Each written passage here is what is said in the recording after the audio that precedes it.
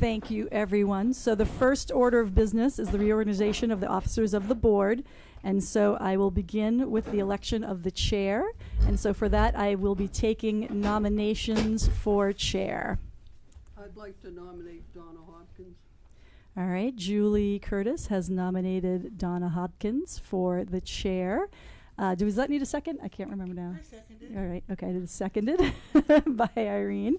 Thank you. Do we have any other nominations for chair? I move nominations be closed for chair. I hear a movement to close the nominations for chair. Is there a second for that? Or do we need a second for that? Yeah. All right, sure, great. Okay, so we will now vote for the chair. So all in favor of Donna Hopkins for chair, please say aye. Aye. All right, thank you very much. I now turn the meeting over to Donna as our new chair. Okay, is this working? Yep, get it right up to your mouth. Is this working?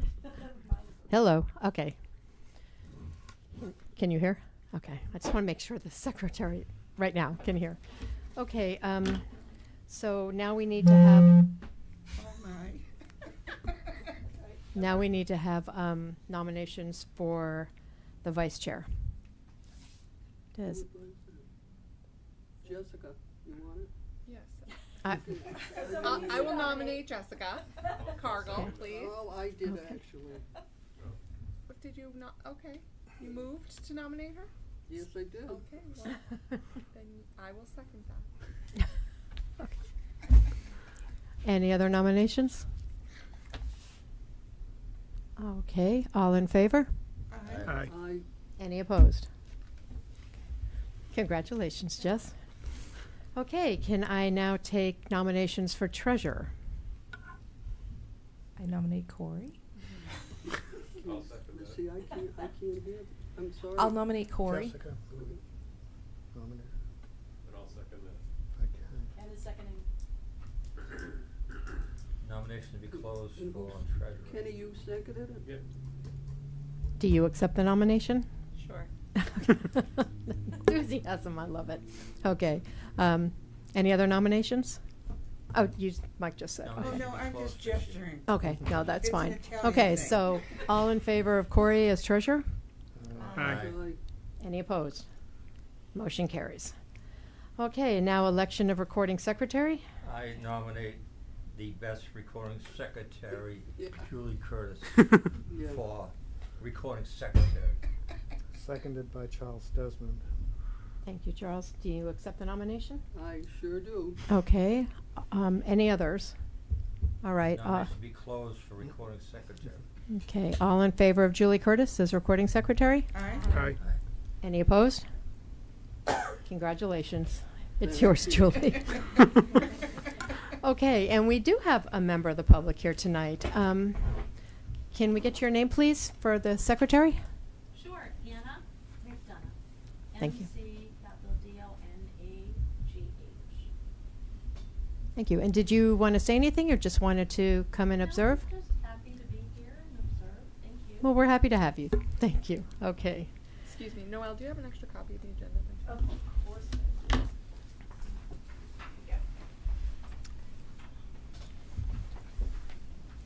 Okay, so now we need to vote to approve the minutes of the April 9th meeting, and that was sent to you with the packet. Do I have a nomination? So motion. moved. Okay, that was Mike. And do I have a second? I'll second that. Jess, thank you. All in favor? Aye. Any opposed? Motion carries. Thank you. Okay. I'm sorry, I'm just trying to find my pen. I should have had it out 20 minutes ago. I should have several of them. Oh, thanks. I just meant to take it out. All right. Okay, and then the treasurer's report. So, That's sitting on my kitchen table. oh no. My only job. I will email it to Julie to be put into the minutes, and we can vote it on it next meeting, if that's okay. Did you hear that? Yeah, she's gonna email it. Yes, and we'll do it next month. Okay.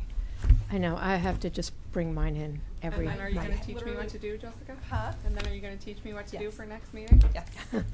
Fantastic. Okay.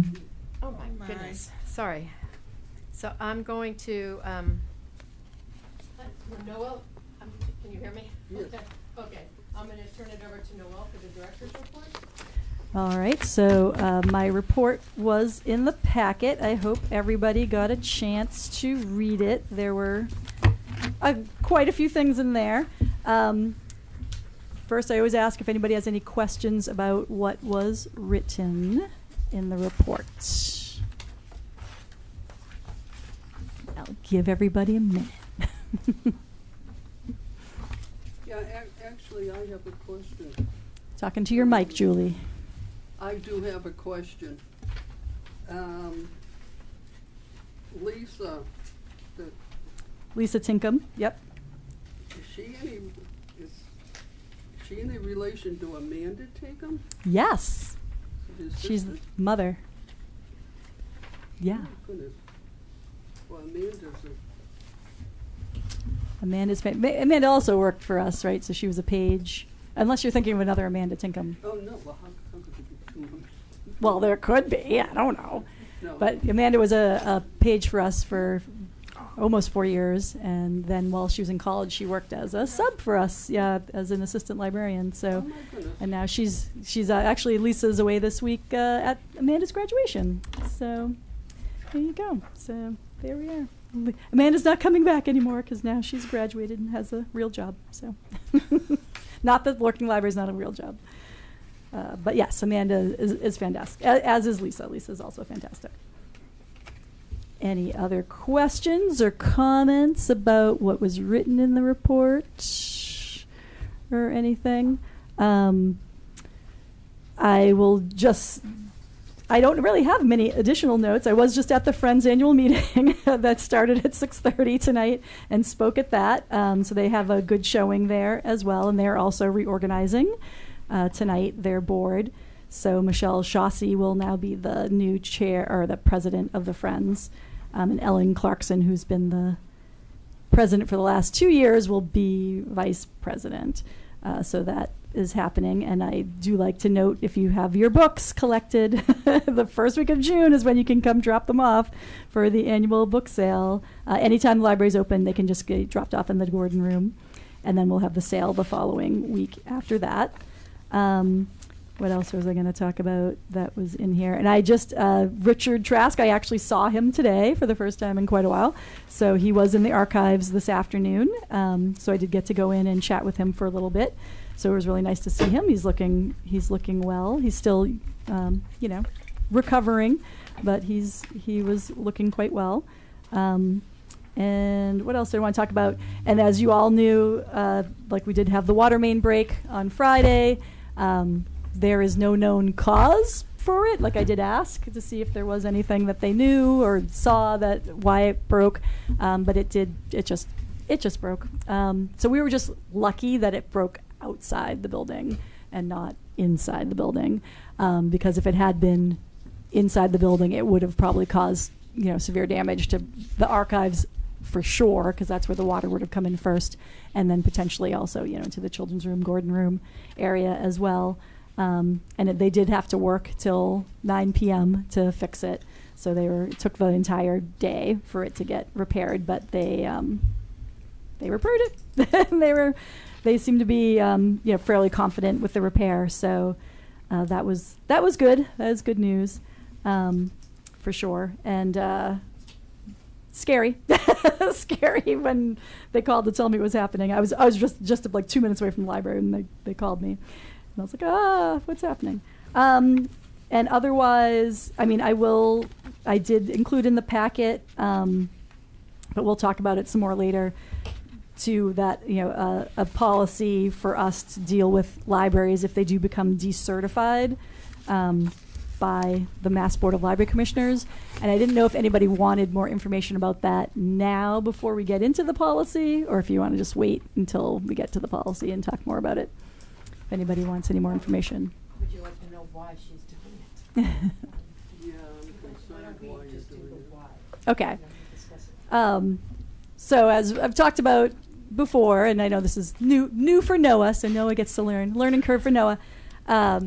But so the Massachusetts Board of Library Commissioners has a set of standards that all libraries in the Commonwealth have to meet. There's a whole bunch of different standards, but the main ones are based on your population size. You have to be open a certain number of hours per week, including some nights and weekend hours. And one of the big ones is also your budget that is allocated to you by the town is supposed to be increased by basically 2.5% per year.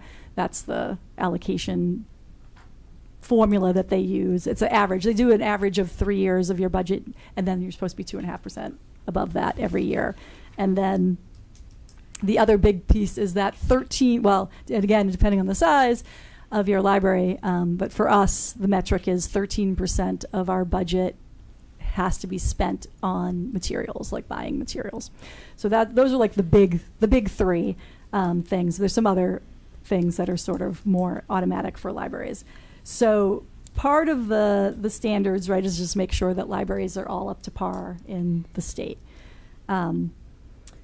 What is happening this year for the first time, like when the pandemic happened, all sorts of things went haywire, of course, and then post-pandemic, there was a lot of money getting funneled into the states, and so that was a good thing. Like, so what happens usually every year is that there are libraries that are not quite meeting a standard. Like, usually it's not all the standards, but it might be maybe they're not open enough hours, maybe they don't quite have the budget number. I mean, even if you're like $1 under the budget number you're supposed to be at, that's a problem. And so you have to apply for a waiver from the state. So this all affects your state aid money. So you get your full state aid if you meet all the requirements. If you are down, so if it's like, all right, I'm supposed to be open 55 hours a week, I'm only open 50, but I'm meeting the other marks, then they'll say, all right, you have to file a waiver and you'll get 75% of your state aid. You won't get 100%. And so if you are on a waiver status, you still are treated as normal. But if you get to a point where you get cut a disproportionate amount, and that's usually the bellwether, and that's what's happening or looking like it's going to be happening in Stoneham. When I last saw the director, we were on a Zoom meeting a couple weeks ago, she said that she thought they were offering her 33% of her budget, of her normal budget. Other departments were not going to be getting cut like that. And this was because they didn't pass an override in Stoneham, and so they have a big deficit for the school department. So that was what they were talking about, giving only 33% of her budget, which of course is a gigantic cut and would mean cutting hours, staff, all sorts of things, right? So basically what will happen if you are unable to meet any of the marks, like you can't even meet any marks, so you basically you can't even get a waiver. So usually every year there are some libraries in the state, out of the hundreds of libraries in the state, there are some that have a waiver status. The library I came from was on waiver statuses for a long, long time when the budgets were bad years ago. And then you can work your way back up, right, and then get back off the waiver status. But if it's that disproportionate, you just get cut. And so that means you're basically going to lose your state aid funding. And if you're in a consortium, like Stoneham is part of the Noble Consortium, that is when you basically turn into an island. And so what libraries usually have a policy, and the consortium will have a policy as well, which they're going to pass at the annual meeting I'm going to go to tomorrow for that, where how do you treat a library that has been decertified by the state?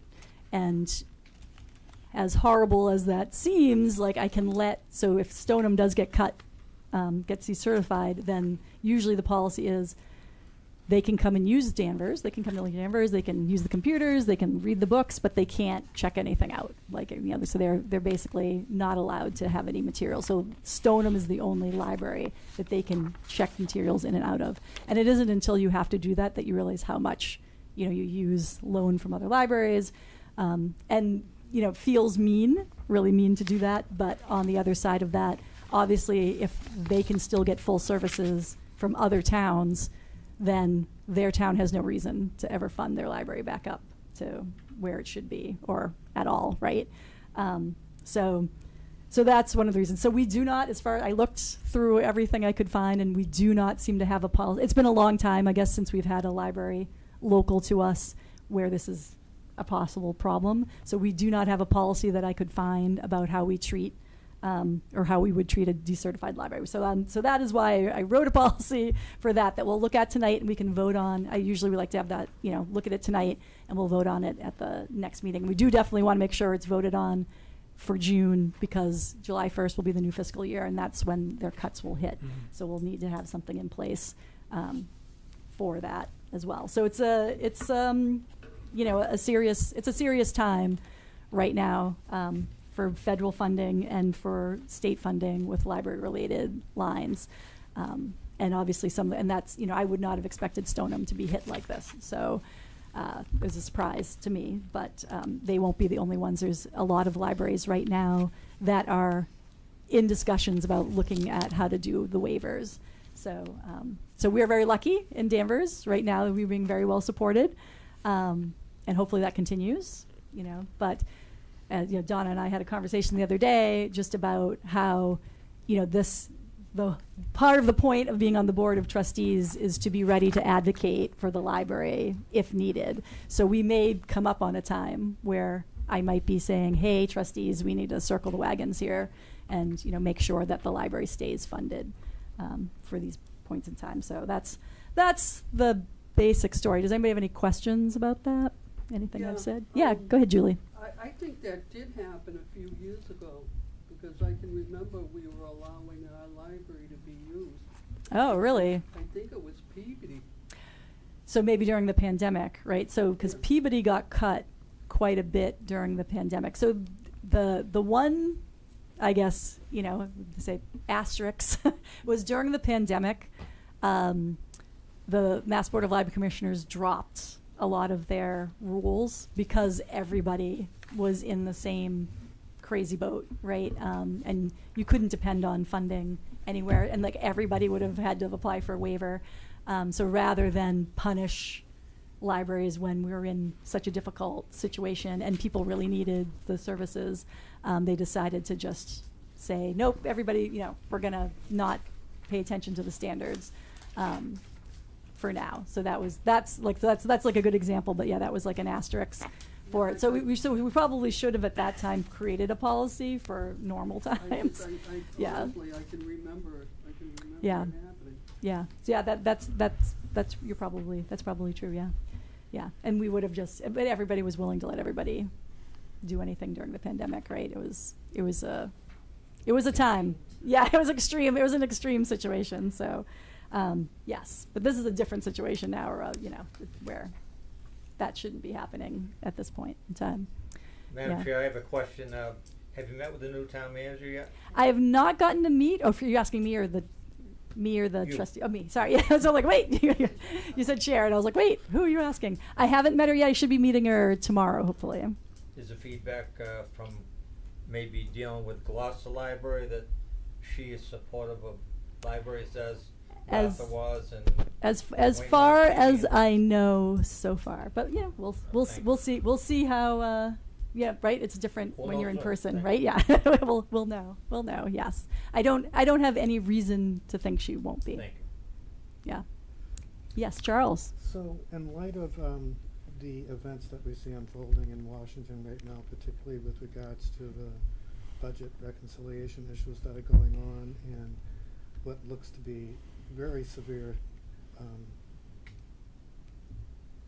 cuts that are going to happen for what are considered to be almost sacrosanct initiatives that are going to be reduced as a result of the budget situation in Washington. And then I read today that the governor has put a freeze on hiring and is concerned about a decline in revenue generation and cost in the Commonwealth. So all of those things lead me to believe that it's an inevitable certainty that there are going to be, reductions in resources that are going to be available as we look to the future.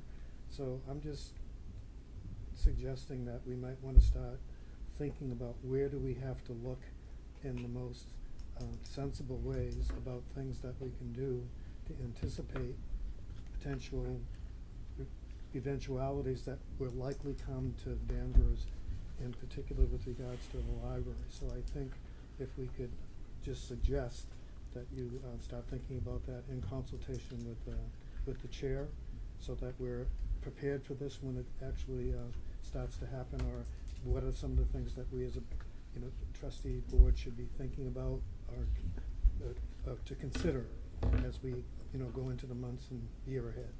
Yeah, and trust me, I'm already thinking about it. Yeah, and yes, to your point, these are very uncertain times, and we don't know which way the winds are going to blow, because it seems to blow in one direction and then the next day. So it is definitely trying times. I am already thinking along some of those lines of what we can and can't do. The good thing right now is that because we have been well supported by the town, we actually have, I guess I'll say, like, not a lot, but we have some room, right, to give, where we could take some cuts and still be meeting our marks if we had to. The one that will end up being more problematic, right, would be because we're open like 65 hours a week, like we only have to be open 55, right? So we could easily cut hours if we had to and still be fine. We could cut like a little bit of our materials budget, and like we're allowed to get to like 11% or whatever, and we'd still be okay. We overspend usually every year on our materials budget, so we're in a good place right now. And that I will give credit to the prior director, Alex Lent, because he definitely got that materials budget beefed up from the town. So that's actually served us well, because we're over that number every year, that percentage number every year. It's been easy to say, like, okay, so it's been taking all this time to catch up, to get to a point where we're getting to where the budget that we've actually been allocated is. So we're still below that, and we're still not there yet. So that's great, but we will be in like another year or so. So there's some give, as I say already, like there's some room, but it will be the overall budget number where, if we can't depend on that 2.5% increase, where we'll that's where we'll probably fail somewhere along the lines. And have to apply for a waiver if we get there. So it's and that will be, that's where we can do our best to, as say, the library's budget is small, right? Like we're one of the smallest budgets in the town. So it's easier sometimes to say, like, well, we don't need to cut the library because it's already small. Like, where are we putting that $20,000 we're going to cut the library? Like, but, if it gets to a point where every penny counts in town, then some hard decisions will be made. So the one other good thing is that the book budget, so our materials money, like that percentage, does not have to be money that's allocated from the town. It just has to be from the entire that 13% from the entire budget. So I can use prior state aid money. We could use trust money. We could use money from the Friends or other things to make up to get to that percentage. So if we did get cut, like the easiest thing for us to cut, depending on the amount of money, would be from that materials budget, because we can make it up from other sources, and that'll be like, so that's like that's usually the first place. And there's some other areas that we could probably cut from, like our supply budget or things like that. Not that you want to, but there's more room in a few places already that already like already in my head. But we'll see what happens. We'll see what happens, like for the next, like right now the budget's fine for the next fiscal year. We'll see what FY27 is going to look like. So just sorry to go ahead. To go on that. I know that there was that meeting in April. Was that before all, like, you presented it before everything happened, right? So that right, yes. So that's separate. Okay. Yes, All yeah, right. and the budget's the budget's fixed, right? Right. Right now, so it shouldn't. There's no fuss about the library budget. No one said anything negative, or were like, that library, or whatever. Yeah. So it was all fine. So, as I say, like, most people love the library, right? And there's not much to complain Well, about. one thing that we talked about before is that, like, the online library is getting more and more expensive, which is Yes. interesting, because that's where a lot of people are pulling books from that aren't in the town or whatever, then we're linked to. So that's getting more expensive, which is interesting.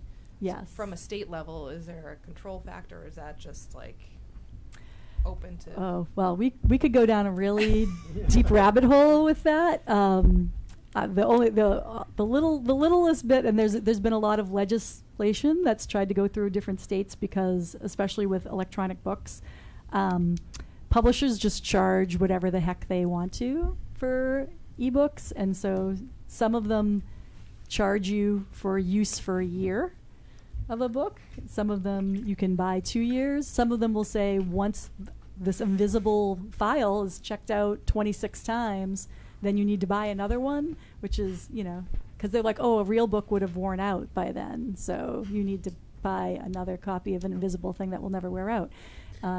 There's some ridiculous models, and I understand, of course, they're a business, they're looking to make money, so they've used different models, but they will often charge libraries more. So if you went to wherever and to buy a copy of that book, maybe it costs you $10 or $15, whatever, say, for the ebook, and then you have it for the rest of your days. But for libraries, they will charge more than that, and then they'll make us keep rebuying it over and over again. So we think the libraries have been fighting back against that for quite a while, and so different states have been attempting different legislation to try to control the pricing. So far, everybody's failed, but Massachusetts is actually trying something again this year. They're trying to do it. They do it through all sorts of things, like consumer protections and all different avenues to do it. And Connecticut is trying to do it as a like if somebody buys a regular ebook, like if you bought an ebook online, that there's a little surcharge. And that surcharge, like a little tax, is going to go into a funding line for libraries to be able to purchase ebooks. So it's an interesting. So they're trying to get that through legislation right now as a different way to try to combat that kind of surcharge that libraries are getting put upon us. So it's a fight. it's a fight that's been happening for a while. Yeah, but it has no end in sight. I'll just say at the moment, sadly, has no end in sight. Anyway, so that's all. Anybody else have any other comments or questions? Yeah, go ahead, Noah. I just have a question on the getting back to the decertification sure, yep, policy. So you mentioned like libraries can sort of build back to their certification from the waiver status. Is that something where this fiscal year the funds are cut, but next fiscal year they're restored, where they get recertified immediately, so it can be that quick? Okay. Yep. Yeah, it can be that quick. Something like where like the situation that Stoneham's looking at right now would be it'd be difficult for them to come all the way back, whatever, and like they won't even get a waiver status, right? Like they'll just be like, you are now an island. But which is very sad. It's really sad. But yeah, other libraries, yeah, like you usually, depending on what the town's like and everything, like you can work your way back, and it could just be a year. Like you could just be, this year was a bad year, next year you're back. Yep. And yeah, you're just back, and that's fine. Yeah. Okay. Thank you. Yeah. And we'll still serve you if you're on a waiver. It's just if you are completely decertified, that we're like, no.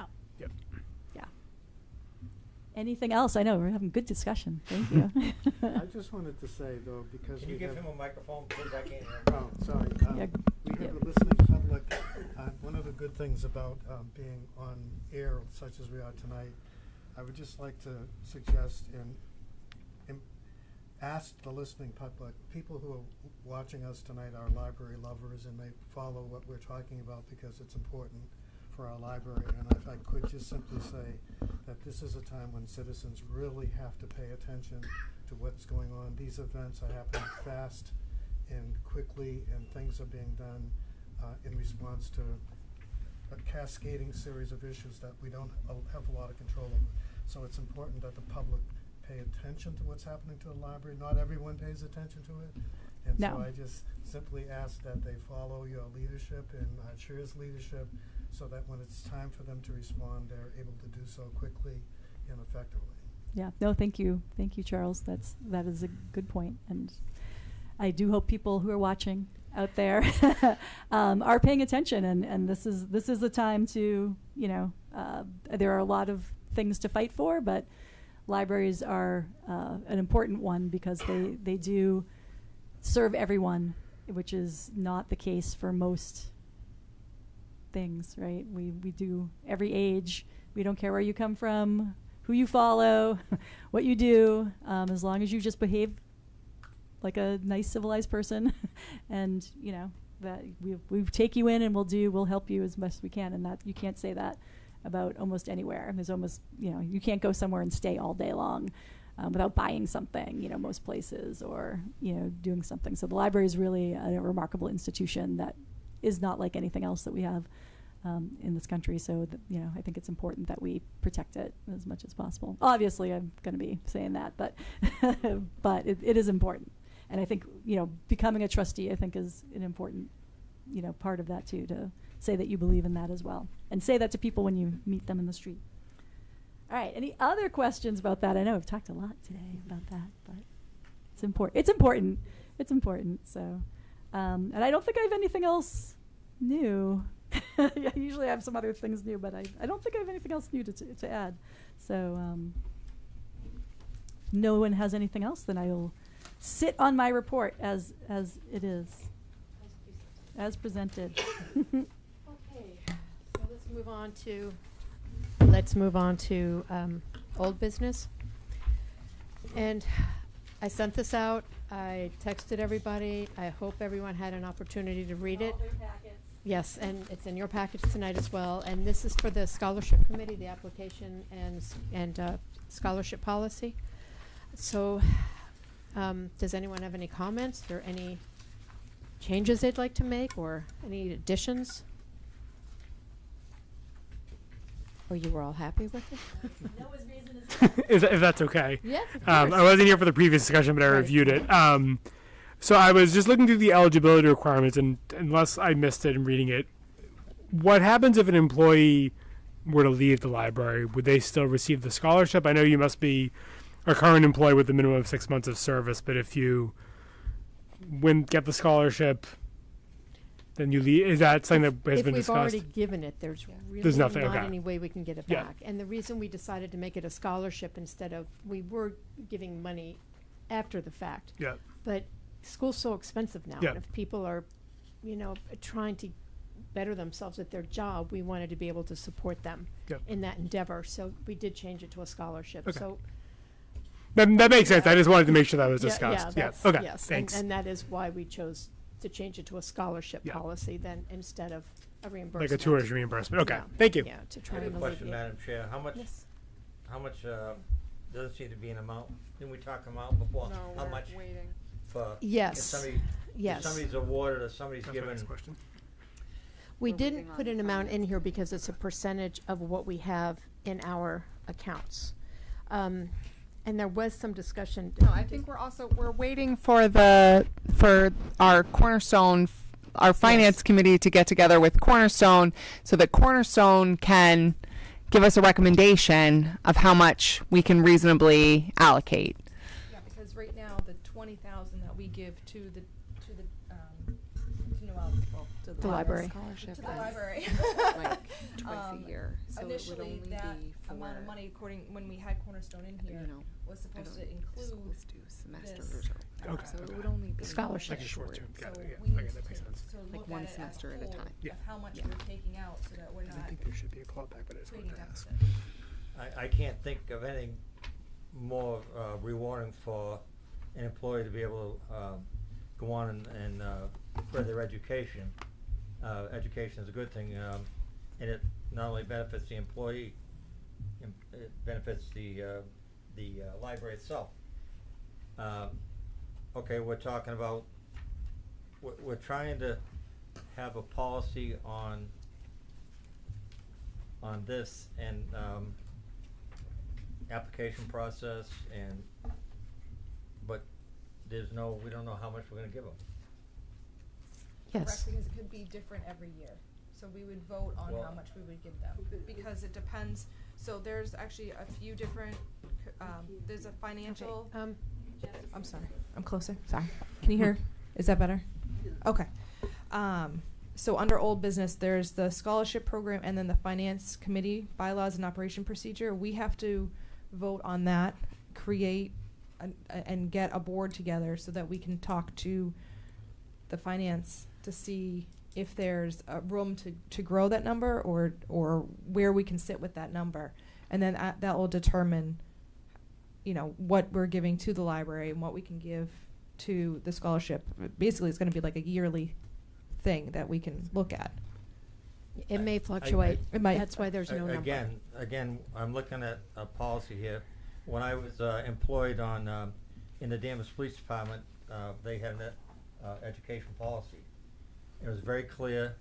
It was 50% of all your 50% tuition in all of your books. That seemed to be across the town years back.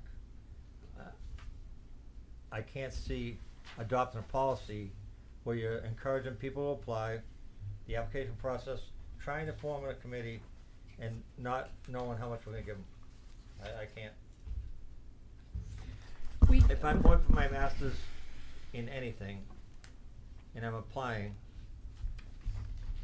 then you have to, there's financial aid here, right? So under number 5, it says the scholarship funds will be dispersed directly to the recipient's institute to cover up to 50% of the tuition cost. So, but that doesn't guarantee. So, Mike, one thing is, this is a scholarship that's coming from the trust, not from the employer, right? So our thinking was that depending on how many folks we have apply and what their applications look like, we may want to distribute the money differently, and we don't have unlimited money. So if we guaranteed that we would cover 50% of the tuition for each semester, and then suddenly 6 people applied, Cornerstone would be very upset with us because we would not be able to guarantee that. So because it's a scholarship coming from the trust, we decided to leave it more nebulous, I guess, which I understand can be challenging for the applicant, but the applicant is applying with the hope of receiving money for their upcoming semester. We moved the disbursement to before their semester begins, so they would know how much they were awarded before they commit and put down a deposit on there. So the idea being that if we have one qualified applicant and they're ready to go, that we'll be able to give them a larger award. Or if we have 3 equally qualified applicants, we'll be able to equitably, award each of them a third of what we would have awarded one, say. I think that's what the committee kind of decided would be in the best interest of all the library employees, and also give us, control over, under the circumstance where Cornerstone is only going to advise that we can spend so much money. Again, I understand that, but what I'm saying is, when somebody applies for a scholarship, they got to know right then and there how much they're going to get. No, they don't. Why? Why? No, they don't. For any scholarship, that's not true. Also, And they there's don't. no guarantee. There's no How many guarantee people of can- being, like, for example, I'm on the Great Oak PAC. We do a scholarship for Great Oak alumni who are headed off to college. We got 15 applications. This year we decided to select 2. So those 15 applicants, none of them were guaranteed an award. And I think that's okay under most scholarship policies. How many, what's the maximum amount they can apply? Going for the master's like 3, 4 maybe, 5 maybe? There's no maximum amount. How many are going for their masters, though? It's not. And there are no other classes that will qualify for this scholarship. They have to be in a master's program. So we probably just won't have 15 applications unless 15 of your employees decide to get a master's. And I will say right now, with these eligibility requirements, that there should potentially be at least 2 people who will apply for the scholarship. Yeah, and with any scholarship, it's a gift. There is no guarantee. You do not know what you're going to get, and sometimes you get nothing with a scholarship. So, like, what did you say? 17 applied. You're Yeah. going to give it to 2. Scholarship with offering nothing. I think it's different than, like, if you have an employer whose policy is to provide tuition reimbursement. My last employer did that. It was a policy where they guaranteed, it was part of our compensation package, that there would be tuition reimbursement. So in that case, I think it is critical that the employee know ahead of time, you know, that they're guaranteed so much money. But in the case of a scholarship, I when I went to college, I applied for dozens of scholarships. I was never guaranteed any amount of money. And even I think the way that most scholarships are written, and I researched this before creating this application, is most of them state that they award up to a certain amount. So that if there's some change in the fund, in the endowment that's providing the scholarship, they may have to say, yes, the scholarship typically awards up to $5,000. We're awarding you $3,000 because of the market or whatever reason. But scholarships are not guaranteed. Okay, Madam Chair, in the interest of time, I'm not going to support it, so you can go from there. Okay. You may say nay when it comes to the voting. Okay, anybody else have any comments? No? Ready to vote? Okay. Okay, do I have any, can I get a motion to approve the scholarship policy and scholarship application? Thank you. So Ken's Yeah. made the And I'll motion. second that. Second, Jessica? Jess. Okay, all in favor? Aye. Aye. Any No. opposed? No. I'm opposed. Okay, motion carries. Okay, glad we got that done.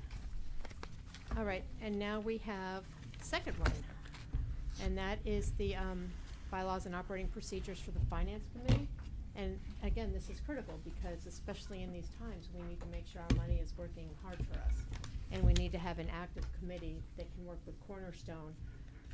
We may need to make changes. I mean, no one knows what's coming down the pike, but we need to have a committee in place to be able to respond as as we may need to.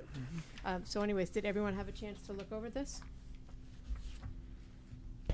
Yes, I hope. I sent it out. Did everything I could. Okay, can I get a motion to approve? Hey, I'm sorry, Oh. which is this one? This is the Finance Committee.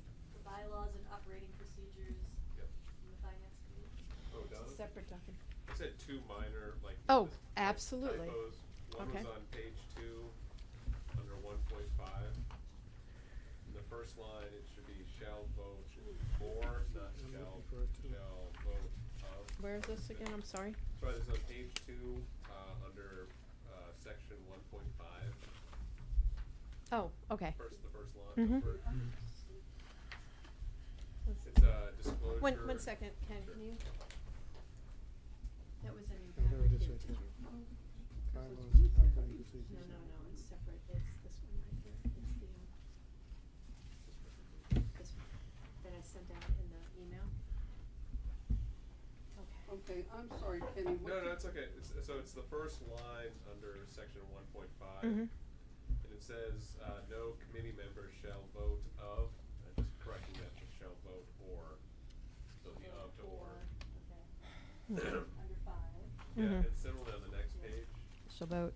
4 instead of. this is at under 4. 2.2, just a typo. I'm surprised there's so few, No. since I had to retype this, because I don't have Sorry, so just the skills. on the third page, under section 2.2, See, Okay. I'm sorry, I can't hear you. He's just giving me two Alright. typos. on, so page 3, under section 2.2. And what was the first one? First was on second page under section 1.5. Okay, disclosure of conflict of interest? Yes, and Okay. after you see, no committee member shall vote, it should be or participate, not of participate. Absolutely. And then, sorry, I'm just being very persnickety. But then on, on page 3, on the next page under section 2.2. Mm-hmm. So halfway through that paragraph, it starts full and compete minutes. It should be full and complete. You don't want to compete. There's enough. There's enough. Right. That should be complete, not compete. Okay. Well, that was it. Oh, just two of them? All right, I'm going to put those on here and then I'll send it. Yep, just To you. send the corrections. Yeah. You know what? I can do that later. All right. I got them here. Okay. Okay. Can I get a motion to approve with the two corrections? I'll make that motion. I'll second. How about for discussion here? Okay. So we're making these changes that he brought up now, Yeah. and so we're just gonna make the changes Accept it with the and corrections. then send it through, Yeah. unprepared? It is prepared. Unprepared? What? There were two typos that we just corrected. No, I'm just saying is that, you know, you got the document prepared here, and he caught some things already that should be changed. They're typos, Yeah, they were typos. not What's that? content. Yeah, this was circulated before, Mm-hmm. so I think it was all from the email. In other words, what I'm saying, Julie, is that the document we have in our hand here is not what has been changed already, right? The document you have in No, your hand. what we will have have in our two hand here that corrections we're made. reading has been changed according to him, right? He found some things that should be changed. Two typos. typos. Yes. Yep. So you just make a motion to accept with the corrections. So Julie made the motion. Yes. I'll second the motion. Okay, all in favor? Aye. Any opposed? No.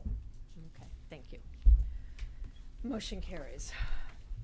All right. Back to the agenda.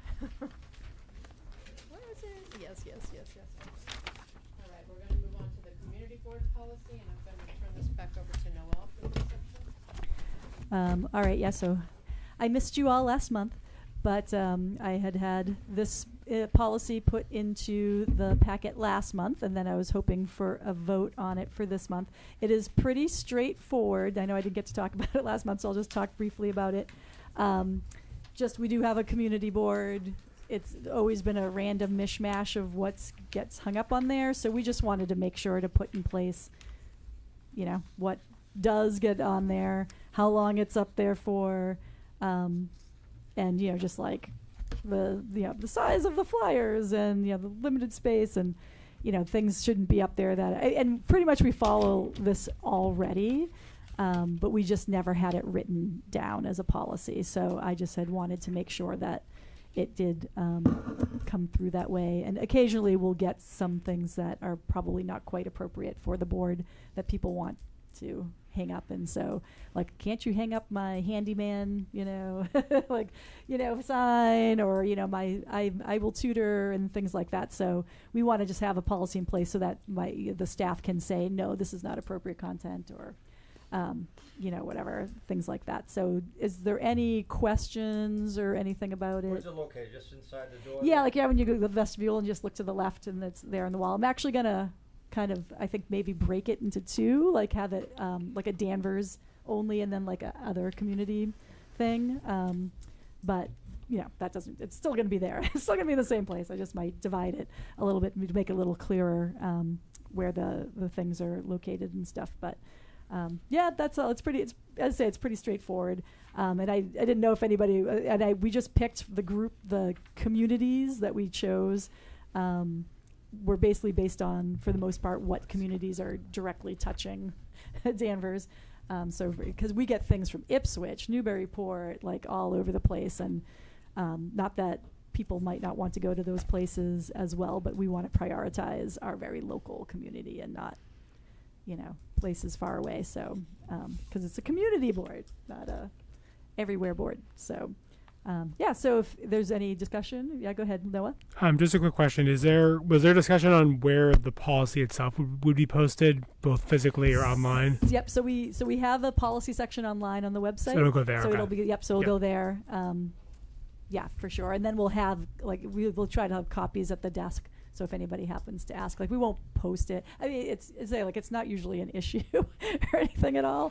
But it's like Jessica and I were talking yesterday. Like, I like to be prepared and have, things written out so that if we do get people asking, You can show them, here's the it's policy. like, here's yeah. our Okay. policy. Like, yes, we do think about this. So that's really all it is to it. It's pretty straightforward. Any other questions? There's no covering over the board like, for monitoring purposes? Yeah, we don't have like a glass over Probably it that's or the best way to anything. monitor it. I mean, whoever Yeah, is in it's- charge of it, nothing's gonna be put up without somebody. Yeah, I mean, somebody, for the most part, people come directly to the desk and say, "Can you post that?" It's very small problems with it, but just this just gives us the backing, right, to deal with it if there are any issues. So, anything else about it? No, then you want to take a motion? Go ahead, To Donna. accept the policy. All right. Charles, second. Oh, Reedy wanted to get in there. All right, any discussion? All in favor? Alright. I, All right. Fantastic. Thank you very much. Okay, so now we're going to go back to some, the panic buttons that Mike brought up last week, or last month, I'm sorry. Sorry. I'll get this one gone. Okay, so the panic buttons, there is no policy. It was a procedure. I'm going to turn this over to Noelle in just a minute. But we did look into your concerns, and we did address them. So, do you want me to discuss, or you want to go over it? I mean, it doesn't matter to me. Okay. I can discuss. I have lots of things to say. So. Whatever. Yeah. So I was so I know. Obviously, I was also not at the meeting last month, so I didn't get to be here for this then. So, when the panic buttons. So I'll just give a little history. When the panic buttons were first brought to the library, so what they had were the mobile panic buttons is we had 3. There used to just be 3 panic buttons, and they were at each desk location. And if you were going to be by yourself somewhere, leaving the desk area, the library, then you're supposed to take one of the 3 buttons with you. So the only thing I could find was a procedure for when there were 3 buttons, taking a button with you. Which obviously we all have buttons now, so it's not a procedure that's in it's an outdated procedure, I guess, at this point, because we don't have 3 buttons anymore. So so that's the only thing I found. Like, I went through everything I could find that we had about the panic buttons. And there's a big difference, right? So the policies, right, are something that, like we've just been dealing with tonight, that are bigger, philosophical, or ways that we are dealing with the library in a bigger way. The procedural things that we have in the library are usually just governing staff. They're not policies, they're procedures, so they're internal management pieces. So we don't have a policy about staff having to wear panic buttons or anything like that. We do have procedures, but we do not have a procedure. And I actually asked some of the older staff who've been around a long time if we did ever have any kind of procedure around, after those 3 panic buttons, around the individual panic buttons, and nobody could think of one that we ever had one for it. So, and I couldn't find anything. So I looked through all the files I could. So I couldn't find anything for that. But I did also just want to and I actually want to ask you about this, Mike, for help, because maybe you can help me. What happened originally, if I might? Yeah, go ahead. After the slaughter in the library with that young lady. Yep. There was In Winchester. real Yep. book and got slaughtered. We took it upon ourselves immediately to make sure the patrons or the employees at the library were going to be safe. We ordered panic buttons for everybody with the, whatever you call that. The lanyards. Yeah. We also had IDs made. Everybody had an ID, they didn't want their name on it. I firmly believe that. But all it said was staff. If you don't have an ID with somebody's picture on it that says staff, employees get lazy. I know, and they lay it down. God forbid somebody walks up to somebody and says, "Come with me." A bad incident could happen. Children's room or something like that. If you have an ID on them that says staff, then the person can look and say, "Oh, they work here." But just something with staff doesn't make the game. But and when after that incident, and the people on the board here after that incident, when we did have the employees, we met with the employees. We had them make sure they wore it around their neck. We discussed that time after time. They wanted them in their pockets. They wanted them on their belts. And we said, to be safe, you got to have one that's easily accessible. We went a long way with them. There was a lot of discussion about that. And we gave them IDs. A new employee came in. They had an ID. They had the picture just said staff. Yep. Now, I don't know where that all went away, but that was So brought up by so it has not gone away. No, All the, I'm saying yeah. about what was drawn up, you know. Yeah, Because so I was we gonna did- say we there met was with never, there was, employees. yeah, there, like, I'm sure that happened. I don't disbelieve, obviously I believe you. And I'm sure that that was discussed as a thing to do, and we still do it. So but it's not a policy Yeah, no, I just wondered or where anything. it went, because there was a lot of written stuff there, and Yeah, so I have not found anything. Old records, if you have old records of it or not. it was Yeah. with the lot, you know. Yeah, And if you can please use the microphone, because Julie cannot hear. Oh, nice, thank you. No, No, I want heard 'em. to be able to, thank you, I want to, yeah. No, I heard you. I'm raising my hand because I'm going with Mike. We had lengthy discussions. Well, I'm not saying you didn't have discussions. But There the is no thing written or updated procedure or policy that I can find anywhere. I mean, I looked. Well, I'm going with Mike because there should be some place that it's Well, on record. no, because- there shouldn't. Well, so I'm sure there's discussion about it, but the trustees do not set any kind of procedure for the staff. That is not what the trustees do. So that's something that's an internal management piece. So you can talk about it, and like certainly the director at the time can certainly write a procedure for it and everything, but that's not something that the trustees get to set, because that's the management decision of the director. So so we still do it though. So this is the whole thing. We still, everybody gets a panic button. We literally just today had the tech in, changed all the batteries in them, got them all new and shiny again. So everyone has a panic button. Everyone gets a badge. So we're a little bit behind in badges just because Jen was the one who was making the badges, and because she's been out. So a few of the new people don't have badges, but yeah, everybody else does.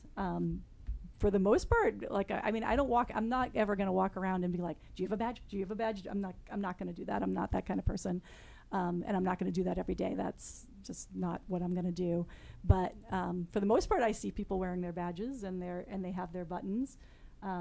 So I'm not sure. Like I understand, like Natalie was saying that people weren't doing it, but I usually see people with them. So yeah. So I don't know. Tell where the what comes- what they've been telling you about. Oh them well, too. so here's the other piece, and so this is something that I wanted as advice from you, Mike, because I know you're security minded, and so maybe you have a better idea. So the one thing that's an issue with the panic buttons as well. So when you press the panic button, so you have to press and hold the button, and no one. I asked around the library too, like so. The only times the buttons have ever been pressed is by accident, because people do wear them and they lean, up against the desk, and then because you have to hold it for 3 to 5 seconds for it to go off. So those are the times that it's been gone off. No one's in a panic yet. Luckily, no one's ever had a panic. But the problem is that when you press the button and it's activated, the police don't come. The police call, and they say, "Hey, Mike Hagan's button went off. Is he okay?" Well, if you're not in front of me, I don't know if you're okay. So now I'm going to look at the schedule. Okay, where's Mike Hagan? I'm going to call. If you don't pick up the phone, someone's going to go and look for you and make sure that you're okay. That's fine as it is, except if you were in a dangerous situation, now somebody else is going into the dangerous situation because they didn't know what was going on with you. So, so these right now, like I honestly have been telling staff, besides their panic buttons, to keep their phones on them as well, right? Because with your phone, you can say, "Hey, blah blah blah, call 911," and it will call. Or you can set up your phone like mine. I can't say it because it'll call. I can't say it really because it'll call it. My phone is also set up. You just press the button 5 times on the side, and it'll automatically call emergency services. So you'll get automatically to an emergency service call. So the one thing that I'm having problems with this is that there's an intermediary step with it, right? So you're not getting an actual response from the police. You're getting a phone call, and so they're not. So if there's an actual emergency happening, you're actually going to be minutes behind because of using the panic button. I think that originally the discussion was that there was some concern about the library being such nice people, they didn't want to bother police. They said, okay, why don't we have them call? But I mean, they can change that in a minute. Just say, look, we want you to come, and they'll be there. They'll come. You know. Oh, we can talk to them about that. That was the other piece. It was like I didn't know if you knew of anything else that might be at this point in time in the world like better than a panic button. I guess. I guess that I mean,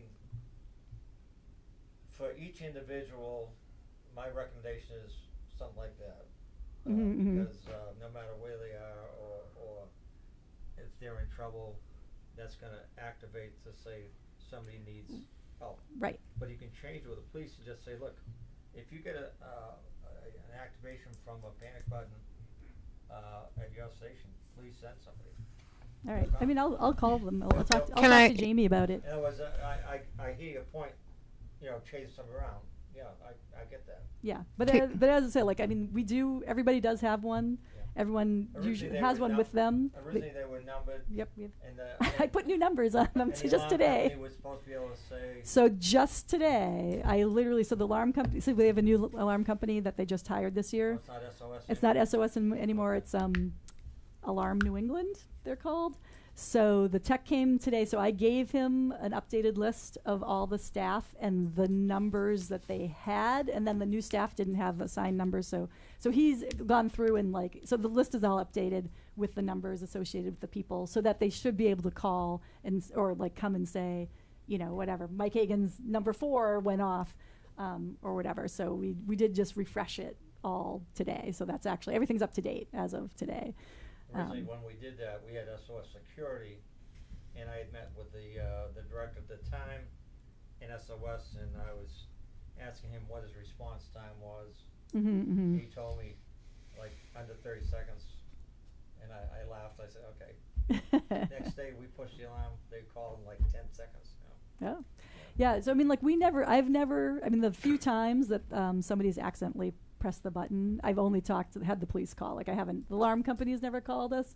As far as I know, it's always been the police station calling instead. As far as I know, because usually they identify themselves and say this is blah blah blah. This button has gone off, or whatever. Who do they call? So they just call the main desk, right? So the front circulation desk. So, of course, so that's like a whole other. The little difficult piece, right, is that they don't, we don't know where everybody is, except for whoever's in front of you, right? You don't know where anybody is.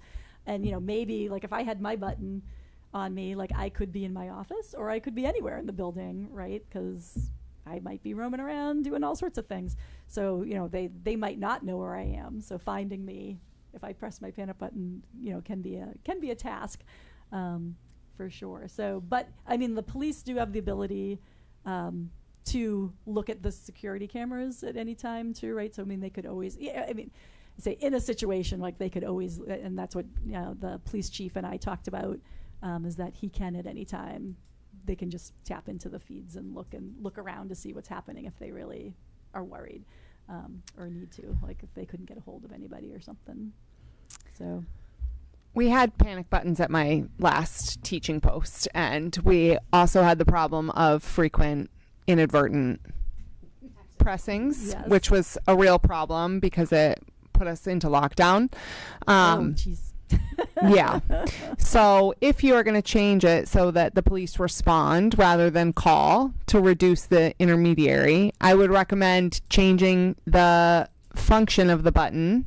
What we did was to 3 times fast. But you have to do it 3 times something else. Well, like Yeah. how they have it Well, on phones now. I'll see if that's 3 times fast or 5 times fast would be even safer, which is, I think, actually more the standard with panic buttons now. So I'm surprised that it's still just one long press, because that's very easy to do in your pocket or against a desk or something like that. Yes, So yeah. you may want to check about yeah, that. I'll add, well, that's good. Thank you, Corey. That's a good thing to check on too, because I did not think of that. There might be a different way to do like a pulse or something. accidental pressings are no good for anybody. Yeah, no, I mean, I say like that's not frequent that they happen, but they happen.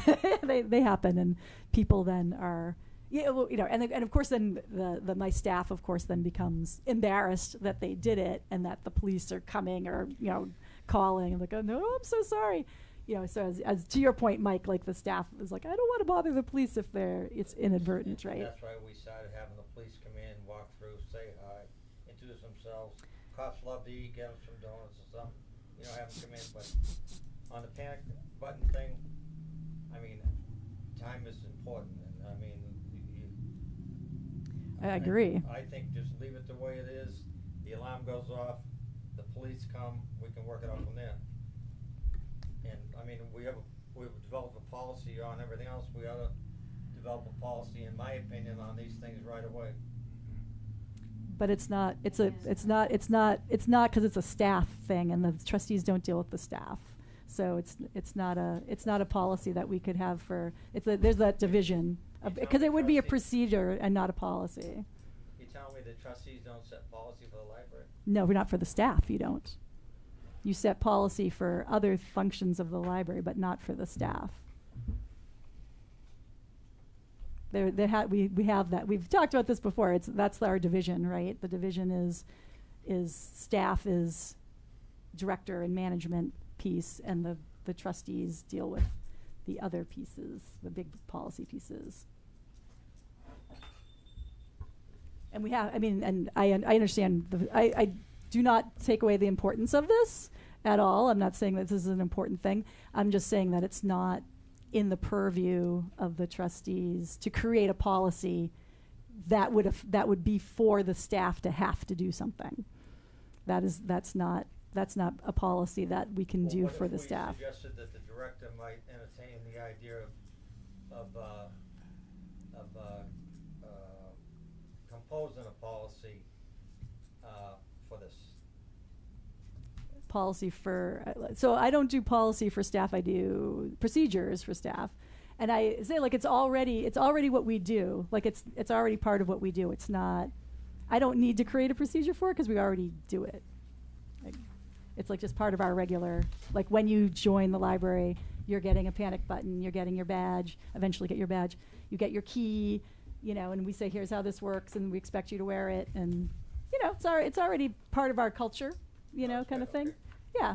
I guess I just misunderstood all these years being a trustee of what our duties and responsibilities are, but my 42 years experience in the police, I'd be glad to help you with it. Okay, yeah, thank you. I would welcome some help, so thank you. Yeah. Yeah, thank you for that. that will, I'm gonna, because there was a couple that were broken ones that I had the X spares, and so some of them were broken, so we traded them out. So he has to come back and give me new spares. So I'm gonna ask him about whether we can change however it is. I don't know what we call that. How the alarm is activated would be, because that would be awesome. So, I'm sorry for getting into the minutia here. Can you give him a microphone? Oh yeah. So I'm getting into the minutia here. I'm always concerned about legal exposure. So I'm concerned about legal exposure for the trustees.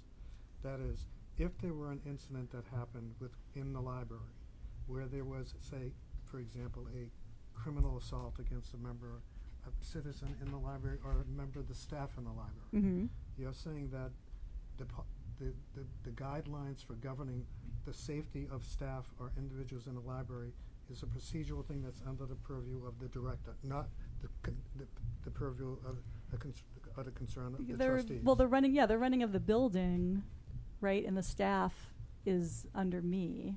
It's not under the trustees the same way. Especially the staff. Like, we have to have that line with the staff because it's not, I manage the staff. It's not that, and we've had this, other things come up before where if the staff finds this also very confusing, who are they, like if they're trying to bypass things or go, I'm going to talk to Julie about, this secret issue or, something like that. Like the trustees don't get involved with the staff. Yeah, I'm right? just saying that, so I'm always concerned of not the routine things that happen.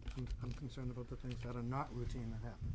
So Right. if an event such as the one that we're talking about took place, that is some assault of a very serious nature took place against a staff member in the library, and you're saying that this would be totally under the purview of the director and would be outside of the purview of the trustees. Yeah, So it's and the town of Danvers that would be Yes. be legally responsible. yeah. So I want Yeah. I think you need to get a legal opinion for us on that, so that All we're right. clear on what the trustees' exposure is on a situation. I mean, such I as don't, like, we are already, with the panic buttons and the security cameras, we have more security than almost any other library I know. Yeah. Like, so I mean, we are already more covered than almost anybody is. So I can't even imagine that somebody would be like, you don't have enough Well, I'm not saying for that something I'm that not talking happens. about the security. I'm not even questioning whether or not the security is appropriate and Yeah, liability. Yeah, no, Yeah, the I'm talking about so the library is a town building, and anything that happens in it is part of the town's responsibility. It's not the trustees' responsibility. I mean, I can, yeah, I mean, I'll talk to Dave DeLuca about it, Yeah, for sure, but like, it's a town building, so anything that happens to it is under the purview of the town. It's Yeah. not under the purview of the trustees.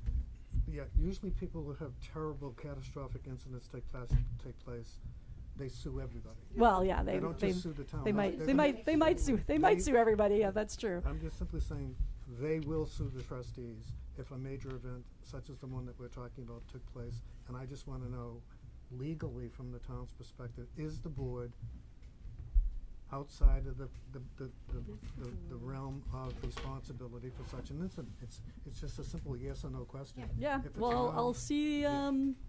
tomorrow I'll be seeing Dave DeLuca, actually, so I will ask him. So, can directly ask. I think if any of us have concern about our own personal legal liability, we can ask. That's what I'm doing.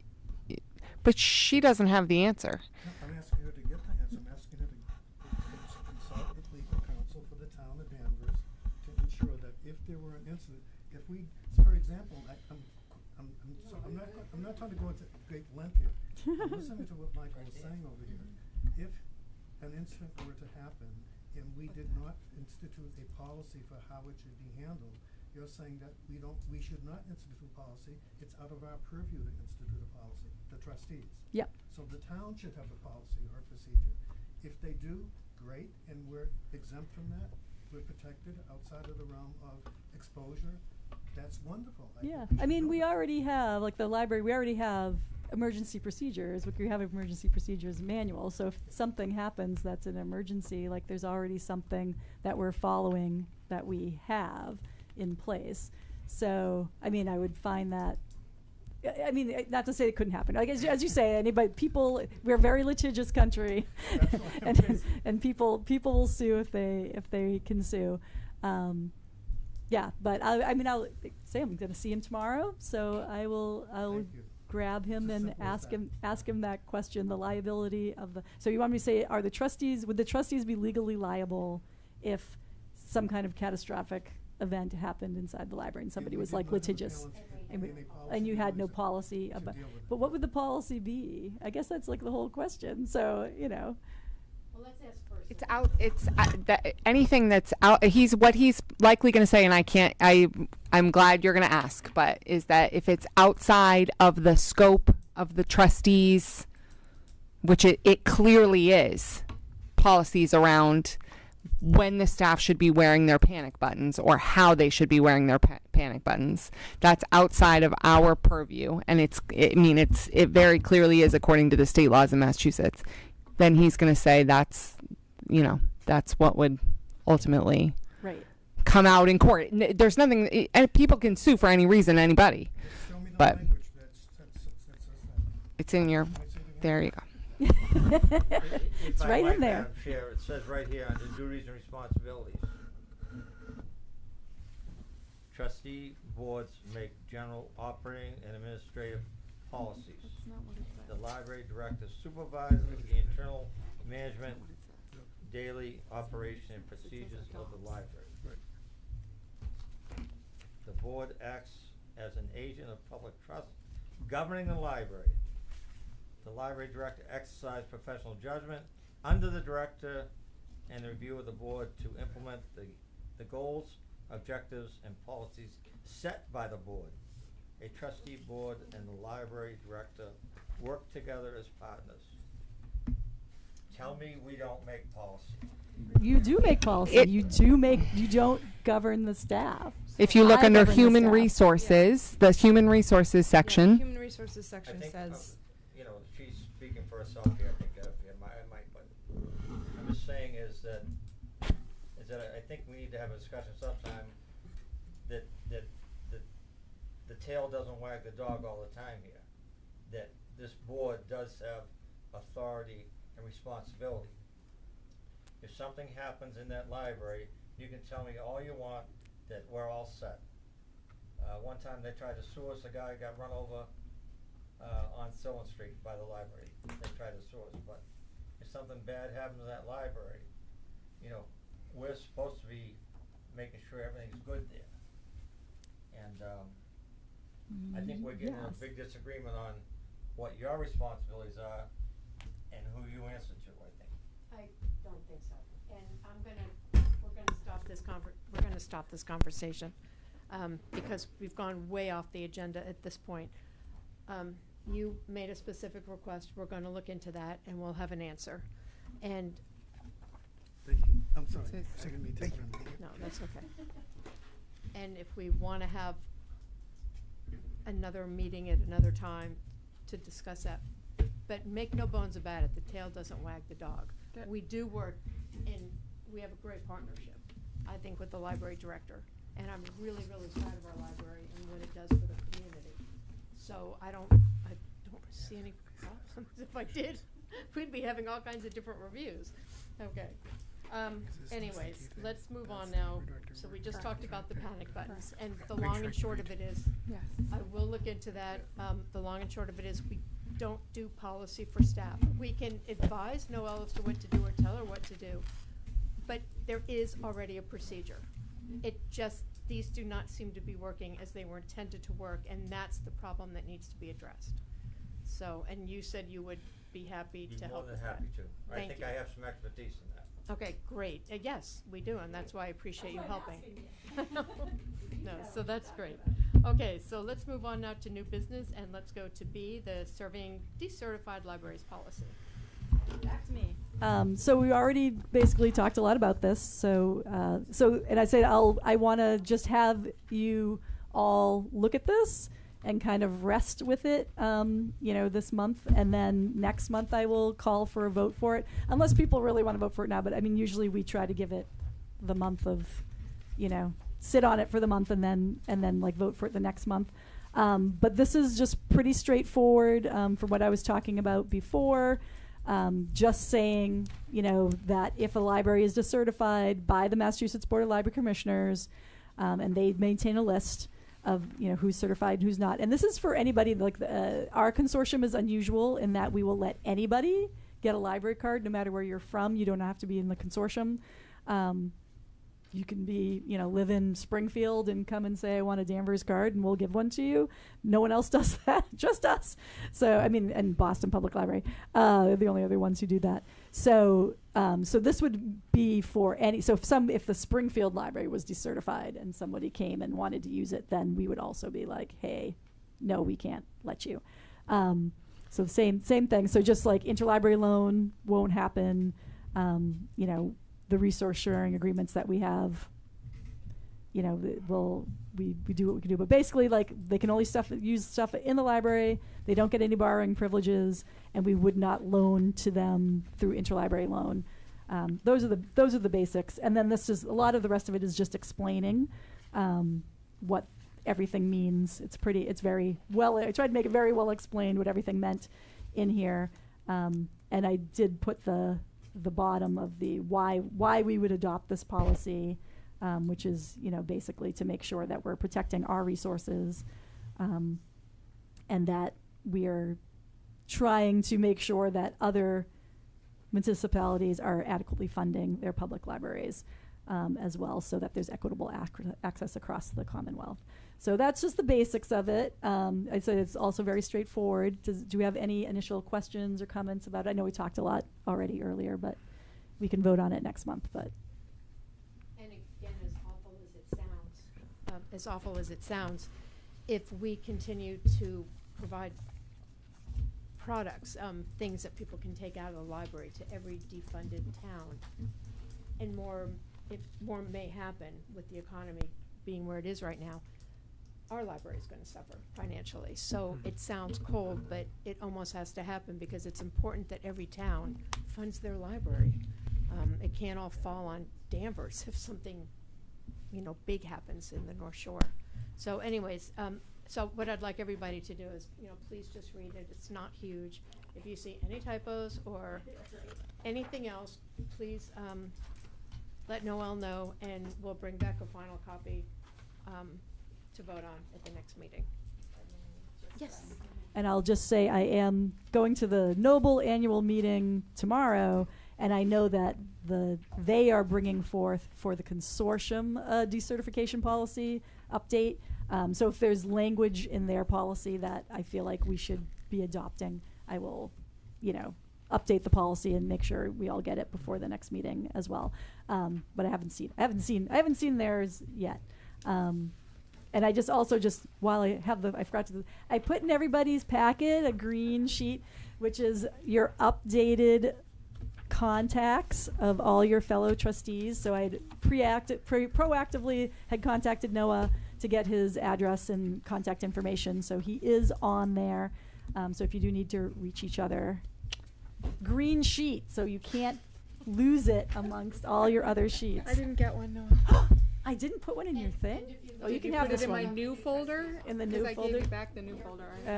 Yeah, maybe that was why. That might be why. So I have. Yes. Yes. Oh, yes. did. Noah's Last week. Noah's been sworn in. Okay, so if All right, there's thank you. no other business. I just have Oh. one other thing. One thing that I've been working with Donna in the background of trying to get I don't know how nice to put it, but like a drop dead book for everybody. So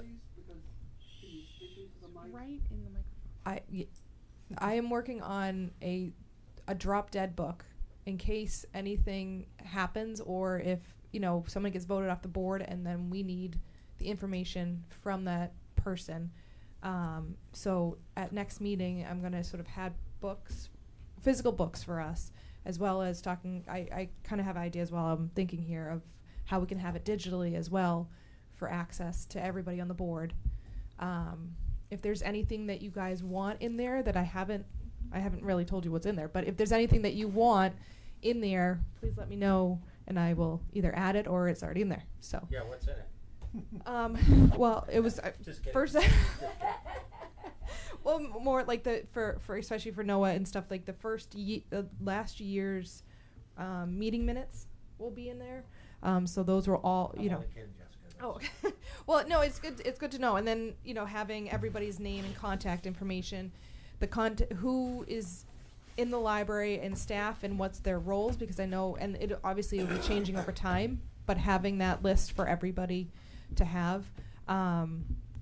We also talked about having the list of people who are not to be trespassers, so that we are aware of who's allowed in the library, who's not allowed in the library, and if there's reasons, and all the policies that we have approved to date also would be a part of that.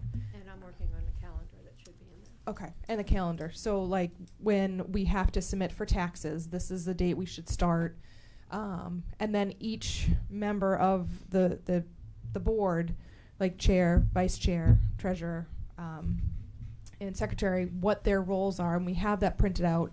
and sort of the contacts, so that, especially for Corey this year, she knows who from Cornerstone to call for taxes, that stuff, that important information, so that everybody will have that information, because it's sort of, I feel like some of us know of it, some of it don't know it, and so I figured that would be kind of a good thing to have. So. I think that's a great. Yes. And if anybody has any other ideas that they want to add, please let me know. And it can be like a living document. It Yes. will continually grow. Absolutely. As new things And come up. that would be one thing that I didn't know if we wanted to add to the vice chair's position, is to keep that updated and as part of their roles and responsibilities. So I know that we have to vote on that and stuff. So I don't know. I'm kind of putting that forwards, and we can vote on that next meeting as a change of their roles. So. Okay. Makes sense. Were you asked to do that, or did you just? No, it's just sort of, I've been thinking about it because it's kind of like one of those things that we're learning it on the fly, and I feel like having something that we can refer back to is important. So. I guess I just have a concern. Sure. It's not for, it's basically, I'm just gathering information. I'm not creating anything. It's just all the information that has come. But that's why I'm saying, were you asked to do it? I'm concerned that you would take it upon yourself to do something like this without even, did you make Noella aware? I knew she was doing it. And Yes. And yes, and it came when I talked earlier about having kind of a book for every position, because most people go into their new jobs on the board not knowing anything, and that has to stop. We have to have some kind of planning for the next in line, and that's kind of where that was born out of. That and we're still going to have the other one that clarifies all the positions, but yeah. So no, she didn't take it upon herself. It's been a group. Yeah, like just even like the taxes, and knowing that July is when that starts, and not having it start in November. So, you know, just something as simple as that, knowing that let's start this now, so that when we don't have to have any delay in the taxes. Just simple things like that. So it's just sort of just a gathering information. You can take it, leave it. It's nothing that I have created. It's just information that has been gathered. Compiled. Compiled. Compilation. Thank you. Yes. So it's all public information. So. Before we go, Madam Chair, can I suggest that our next meeting that DCAT be notified to set this room up properly with enough microphones, enough chairs? I will speak with them.